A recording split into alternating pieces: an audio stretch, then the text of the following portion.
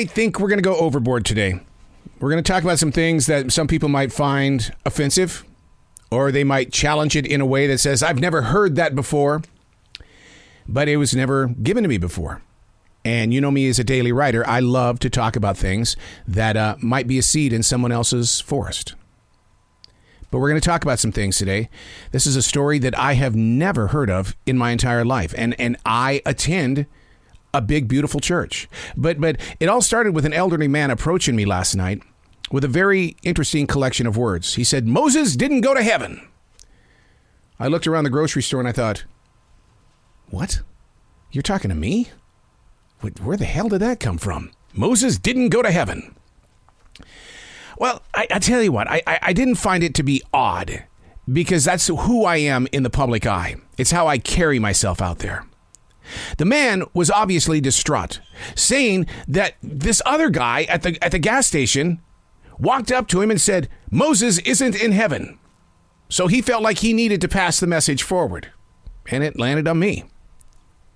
There are many points of views and interesting opinions based on this story. Although some experts say nobody entered heaven until Jesus died on the cross. The books of Matthew, Mark, and Luke speak of the transfiguration. Moses appeared with Elijah. Luke says Moses appeared in glory and spoke with Jesus. Now, many spiritual and religious leaders see that as being Moses did indeed make his way into heaven. The interesting part about the elderly man that approached me last night, not only did he plant a seed in my own heart where I did some research, but he was also a representative of the streets, a man of homelessness. Moses came from an imperfect world. I'm Errol. This is The Daily Mess, a chronological walk through an everyday world. I am a daily writer. I love it when people come up to me and say, Moses didn't make it to heaven. To me, I think, wow, that's my subject. That's what I'm going to write about. There's something there. But where do we take it? This is The Daily Mess. Making yourself public approachable is a journey and or a roadblock for many. Motivational speakers over the years have always said, hey, you guys up front, the best way to get over your nerves is that you should picture everybody sitting there in their underwear. My transition into message sharing is based on preparation and trust. To have the confidence to believe in who, what, where, why, and when. It's a gift to be on that stage. You just happen to be the lucky one today. What are people looking for that you might be able to share? Being a broadcaster for 43 years might aid in the ability to speak openly, but it doesn't make me a natural connection maker when it comes to those receiving. I spoke with a major restaurant owner last evening about the potential of future leadership. He says it starts with conversation.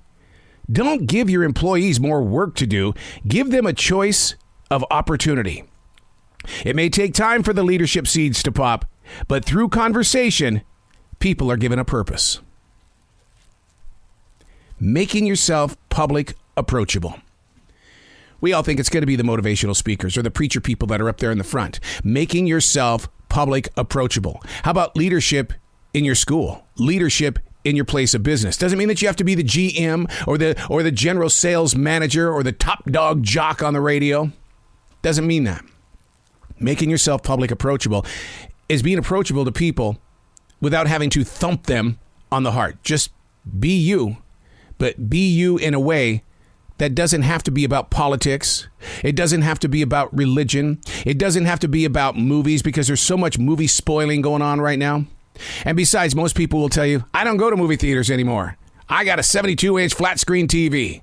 Okay. Well, a lot of lives are being affected when you make that choice. There's a lot of people who have lost their jobs because of that. Theaters have closed, but that's okay. That's who we are in this generation, and I'm part of that when it comes to the world of terrestrial radio.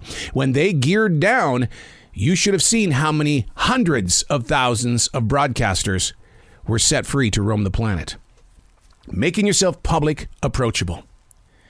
It's understanding why you are there. There's something that somebody might want something from you, but they're not going to come out and clearly state it. But there's an energy source. I always believe that, through telepathy, we share these messages just by looking at each other. And you'll go, oh, I know who you are. Stephen Furtick has always said that about people that attend Elevation Church. There's an energy about those who participate with Elevation. There's an energy. You just know. And here's the thing. I have to believe him because it's amazing how many people from Elevation Church go through my line. And we talk.